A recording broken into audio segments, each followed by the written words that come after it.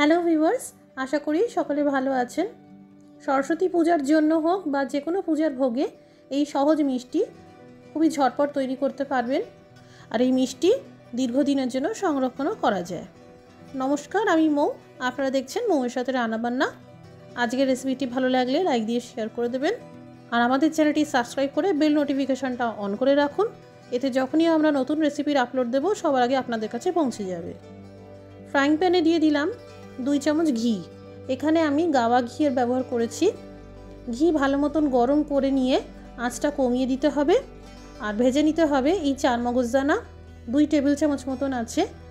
এটা তরমুজের বীজ, বাজারে পেয়ে যাবেন, বলতে হবে 4 মগজদানা। আর এটা যদি না থাকে তাহলে কাজু বাদাম নিতে পারেন। হালকা ভেজে নিয়েই দিয়ে দিলাম 1 কাপ কোরানো নারকেল। এবার আঁচটা মিডিয়ামে করে কোরানো নারকেল জাস্ট হালকা কালার চেঞ্জ হওয়া পর্যন্ত ভেজে নিতে হবে। নারকেল ভাজার সময় দিয়ে দিলাম সমান পরিমাপে 1 কাপ মানে 250 গ্রাম সুজি। যদি আপনারা চায়ের কাপে মাপ নেন তাহলে 250 গ্রাম চায়ের কাপের 2.5 কাপের সমান হবে।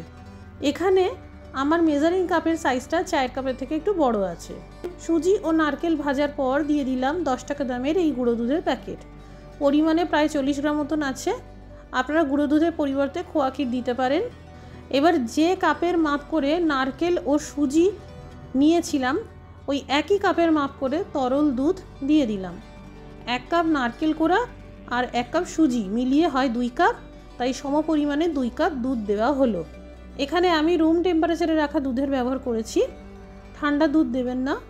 এবার ক্রমশ মিডিয়াম আঁচে করে নাড়াচাড়া করে কিছুটা ড্রাই করে নিতে হবে। আপনারা চিনি দিতে পারেন, তবে এখন গুড়ের মরশুম, তাই আমি নলেন গুড়ের ব্যবহার করেছি। পরিমাণে 1/4 কাপ মতন নলেন গুড় দিয়ে দিলাম। যে যেমন মিষ্টি পছন্দ করেন সেই বুঝে গুড় বা চিনির পরিমাণ বাড়াতে পারেন। গুড় মেশানোর সময় আঁচটা বন্ধ করে দিলাম, না হলে যে দুধ মেশানো হয়েছে সেটা ছানা ছানা হয়ে যেতে পারে। এবার এই মিশ্রণ একটা থালায় ঢেলে নিতে হবে আর ঠান্ডা করে নিতে হবে। ঠান্ডা হওয়ার সাথে সাথেই মিশ্রণটা অনেকটাই টেনে যাবে, এতে মিষ্টির শেপ দিতে সুবিধা হবে। এবার মিষ্টিকে চৌকো আকার দেওয়ার জন্য একটা প্লেটে ঢেলে নিচ্ছি।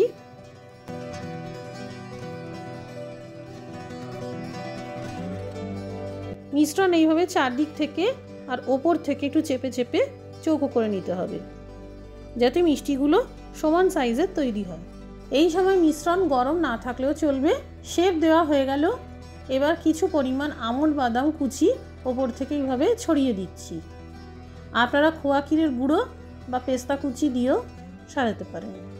এখন তো মিষ্টি নরম আছে, তাই ফ্রিজে 1 ঘন্টার জন্য সেট করতে হবে। তাই ছুরি দিয়ে আলতো করে এইভাবে একটু কেটে দিলাম। এতে প্রত্যেকটা মিষ্টি সমান সাইজের হবে। একটা করে কিশমিশ উপর থেকে এভাবে বসিয়ে দিলাম। আপনারা ইচ্ছে মতো যেমন খুশি সাজাতে পারেন। 1 ঘন্টা পর দেখাচ্ছি কেমন তৈরি হলো।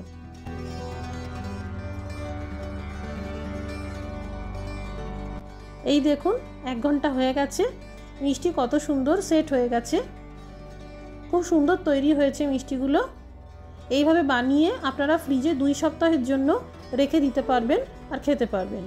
মিষ্টিগুলো ভালো থাকবে, তবে ফ্রিজের বাইরে রাখবেন না, যেহেতু নারকেল আছে, ফ্রিজের বাইরে রাখলে খারাপ হয়ে যেতে পারে। এইভাবে এখনও বানিয়ে না থাকলে বাড়িতে বানাবেন আর আমাদের কমেন্ট করে জানাতে পারেন কেমন তৈরি হলো। আজকের রেসিপিটি দেখার জন্য অসংখ্য ধন্যবাদ। সবাই ভালো থাকুন, সুস্থ থাকুন।